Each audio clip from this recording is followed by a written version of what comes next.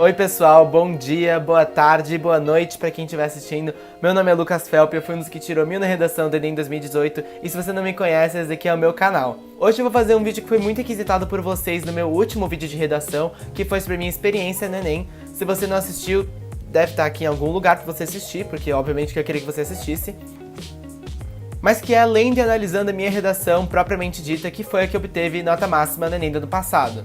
O INEP liberou recentemente os espelhos das redações do Enem 2018, então enquanto eu for lendo eu vou deixando aqui embaixo o parágrafo que eu tô analisando no momento, para vocês poderem ver também como eu escrevi, como era a minha letra, como eu organizei isso no papel. A minha redação já estava disponível antes no site do Estadão, eu esqueci de deixar o link aqui nos outros vídeos, mas eu vou deixar o link na descrição e vou deixar na descrição também a redação completa para você poder ler a hora que você quiser, a parte que você quiser durante esse vídeo. Então vamos lá!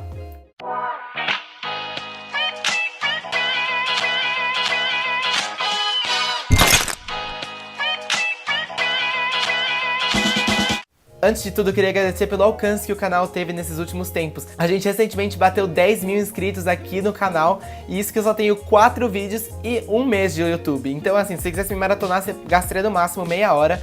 E obrigado pelo interesse e pelo apoio, porque eu não tava imaginando tudo isso. O vídeo que eu comentei sobre a minha experiência no Enem do ano passado já teve mais de 87 mil views e 10 mil likes. Eu não tenho nem palavras pra descrever o tão contente que isso me deixa, porque o meu sonho sempre foi ajudar outras pessoas, sempre foi disponibilizar o meu conhecimento pra ajudar os outros, então esse momento tá sendo muito incrível por isso. Eu tenho a chance de ajudar muitas pessoas ao mesmo tempo, milhares de pessoas ao mesmo tempo. No momento que eu tô gravando esse vídeo já tem 11.700 inscritos, no momento que eu lançar já nem sei mais quanto, porque tá num negócio absurdo que eu não imaginava. Mas muito obrigado de coração. Bom, eu vou começar a ler minha redação, mas antes eu queria falar qual era o tema pra quem não sabe. O tema da redação do Enem 2018 foi manipulação do comportamento do usuário pelo controle de dados na internet. Então o que isso significa mais ou menos? É um tema que trabalhava bastante com os algoritmos que a internet utiliza com o uso diário das pessoas. Por exemplo, se uma pessoa tem uma opinião específica de um determinado assunto, ela vai acabar vendo muito mais conteúdo daquela opinião do que do resto das pessoas, do que a opinião contrária. Porque o Facebook, o Twitter, o Instagram, as redes sociais, a internet no geral, analisa o que você faz, o que você gosta, o que você curte e mostra pra você o que ela acha que é mais relevante, assim, o que ela acha que você vai gostar mais, o que é mais agradável. Ou melhor, o que você vai consumir mais. Bom, eu vou começar lendo a introdução, lembrando que eu vou lendo e parando pra soltar algumas dicas do que eu usei, algumas táticas que eu posso mostrar pra vocês no meio do texto. No livro 1984 de George Orwell, é retratado um futuro distópico em que um estado totalitário controla e manipula toda forma de registro histórico e contemporâneo, a fim de moldar a opinião pública a favor dos governantes. Nesse sentido, a narrativa foca na trajetória de Winston, um funcionário do contraditório Ministério da Verdade que diariamente analisa e altera notícias e conteúdos midiáticos para favorecer a imagem do partido e formar a população através de tal ótica. Então, nessas primeiras 2 frases da introdução, eu introduzi um exemplo, uma citação, uma referência de um livro para abordar o tema da redação. Até aí eu só falei do livro e da referência, mas você percebe que já tem um enfoque direcionado para a proposta. Já tem um enfoque direcionado à manipulação, ao controle, à alteração de notícias e conteúdos. Então isso, o avaliador já percebe que você está caminhando em direção do tema e para construir a sua argumentação. Além disso, eu gosto de ressaltar que nessas citações é muito legal você colocar coisas específicas sobre a obra, o filme, a série que você está citando. Por exemplo, eu falei de Winston, o personagem principal. O Ministério da Verdade, o partido, são nomes que são específicos do universo da obra 1984 e que mostram que você realmente leu e estava envolvido com essa referência que você citou. Agora a gente vai caminhar para a transição para o tema da redação e para sua tese. Fora da ficção, é fato que a realidade apresentada por Orwell pode ser relacionada ao mundo cibernético do século XXI.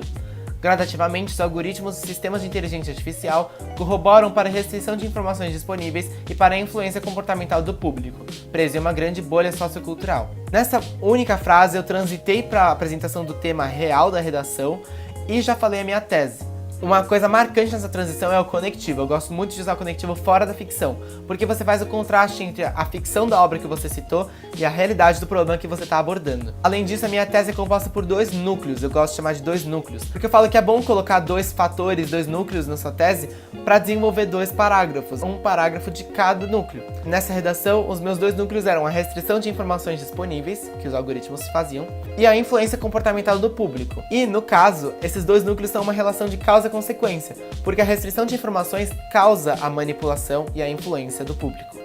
No meu segundo parágrafo, o primeiro parágrafo de desenvolvimento, eu vou desenvolver o meu primeiro núcleo, que era a restrição de informações. Então vocês vão perceber, vai ficar mais claro, que eu vou abordar só esse tema, só esse problema nesse primeiro parágrafo. Em primeiro lugar, é importante destacar que, em função das novas tecnologias, internautas são cada vez mais expostos a uma gama limitada de dados e conteúdos na internet, consequência do desenvolvimento de mecanismos filtradores de informações a partir do uso diário individual.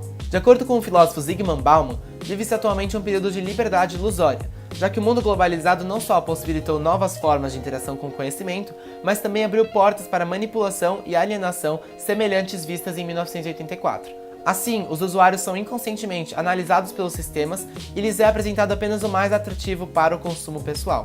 Então eu citei mais uma referência, dessa vez uma referência de filósofo Zygmunt Bauman, para dar força para o meu argumento de que isso é um problema real. Zygmunt Bauman já dizia que a internet é um espaço de liberdade ilusória, em que as pessoas acham que têm liberdade para ver tudo e fazerem tudo, e tem muita informação, é tudo muito bom, mas não percebem que isso pode ser uma ilusão quando a própria internet controla o que a gente está vendo e mostra só o que é mais atrativo. Detalhe, eu usei Bauman, mas não tive que falar de modernidade líquida. É legal você pesquisar outras teorias de filósofos famosos para não precisar citar teorias que todo mundo já cita. Eu tinha certeza quando eu li o tema que muita gente ia citar a modernidade líquida de Bauman nessa redação. Mas eu pensei, não preciso descartar o filósofo só porque muita gente já vai citar. Você pode citar uma teoria diferente para se destacar. Mesmo assim, não tem nenhum problema se você usasse a modernidade líquida, não estaria errado. É só uma dica para você fazer uma coisa diferente, fora do padrão. Então, no segundo parágrafo de desenvolvimento, o meu terceiro parágrafo do texto, eu vou falar da consequência disso, que é meu segundo núcleo da tese. Vocês vão perceber que vai ficar uma relação muito explícita de causa e consequência, porque vocês vão perceber que o conectivo que eu vou usar já dá a relação de que o terceiro parágrafo é a consequência do segundo parágrafo. Então agora, nesse parágrafo, eu vou desenvolver a influência comportamental do público. Por conseguinte, presencia-se um forte poder de influência desses algoritmos no comportamento da coletividade cibernética. Ao observar somente o que lhe interessa e o que foi escolhido para ele, o indivíduo tende a continuar consumindo as mesmas coisas e fechar os olhos para a diversidade de opções disponíveis. Nessa primeira frase do parágrafo, eu já explicito como é o problema da manipulação, o que é essa manipulação. Eu já digo que quando você mostra uma gama pequena e limitada para uma pessoa, ela vai tender a continuar consumindo essas mesmas coisas e imaginar que só existem essas coisas no seu mundo. Por isso a ideia da bolha.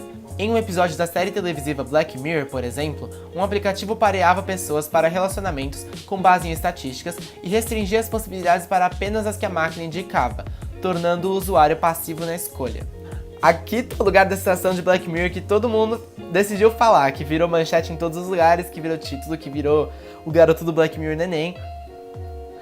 Porque eu decidi usar uma coisa que não é tão comum, é uma coisa mais de cultura pop, que as pessoas não têm o costume de pensar que se encaixaria numa redação de Enem.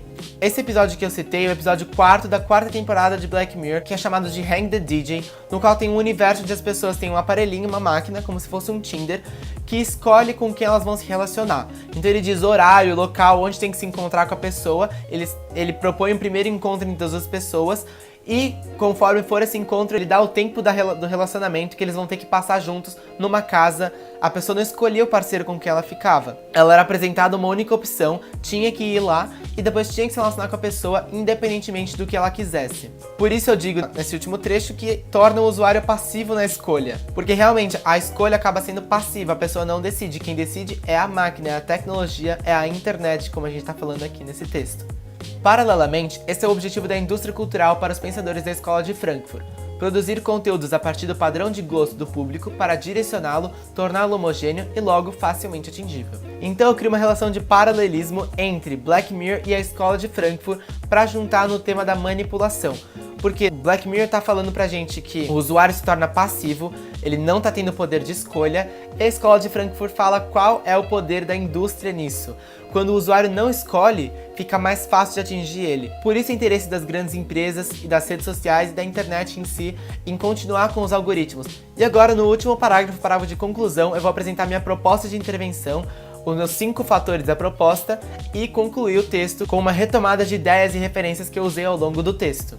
Portanto, é mistério que o Estado tome providências para amenizar o quadro atual. Para a conscientização da população brasileira a respeito do problema, urge que o Ministério de Educação e Cultura, MEC, crie, por meio de verbas governamentais, campanhas publicitárias nas redes sociais que detalhem o funcionamento dos algoritmos inteligentes nessas ferramentas e advirtam os internautas do perigo da alienação, sugerindo ao interlocutor criar o hábito de buscar informações de fontes variadas e manter em mente o filtro que lhe é submetido. Então, nessa primeira parte do parágrafo, eu falei qual era a minha proposta para mudar isso, para tentar amenizar a situação.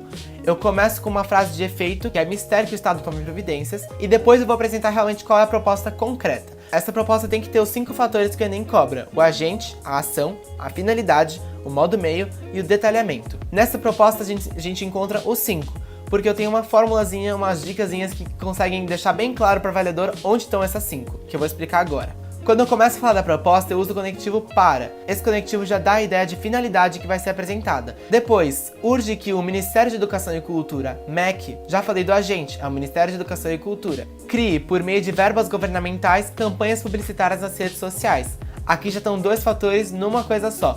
Crie campanhas publicitárias é a minha ação, por meio de verbas governamentais é o meu modo meio. Por meio, dê um conectivo que já deixa muito claro que você vai falar sobre o modo como aquilo vai ser feito, o como aquilo vai ser feito. Então, já deixa muito claro para o avaliador que tá ali o seu modo meio, um dos fatores que você precisa ter. Que detalhe o funcionamento dos algoritmos é o meu detalhamento. Tudo isso vai entrar dentro do detalhamento porque eu detalhei muito bem o que teria nessas campanhas. Eu não só falei conscientizem a população. Não, eu disse criem campanhas nas redes sociais que falem sobre como funcionam esses algoritmos, o que você pode fazer para sair dessa alienação, o que você pode fazer para buscar informações em outras fontes. Então eu termino com uma última frase, uma última retomada de referências e ideias do texto inteiro para fechar muito bem e dar aquela firmeza para o avaliador terminar e falar: essa pessoa planejou muito bem o texto.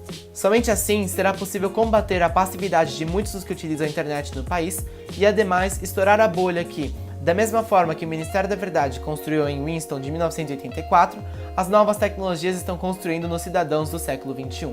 Então você consegue ver que nessa frase eu dou uma força maior para minha proposta, falando que a proposta vai ser eficaz, que a proposta vai solucionar o problema e ela vai estourar a bolha, ela vai cortar pela raiz o problema, tirando a alienação e tirando a manipulação que a gente tem falado até agora. E além disso, a coisa que eu acho mais forte e mais interessante vocês colocarem nos seus textos e que eu fiz aqui foi retomar ideias, palavras e referências que você usou ao longo do texto numa frase só. Olha aqui, eu usei a passividade que eu falei na parte de Black Mirror, eu usei a bolha sociocultural que eu falei na minha última linha da introdução, e eu falei de Winston e do Ministério da Verdade de 1984, que foi a minha primeira referência de todas lá no começo. Eu acho essa retomada de ideias e referências lá no último parágrafo essencial no texto, porque acho que mostra um projeto de texto muito consistente, mostra o que a gente chama de texto-circuito. Se você viu meu outro vídeo sobre minha experiência, você vai saber o que é texto-circuito.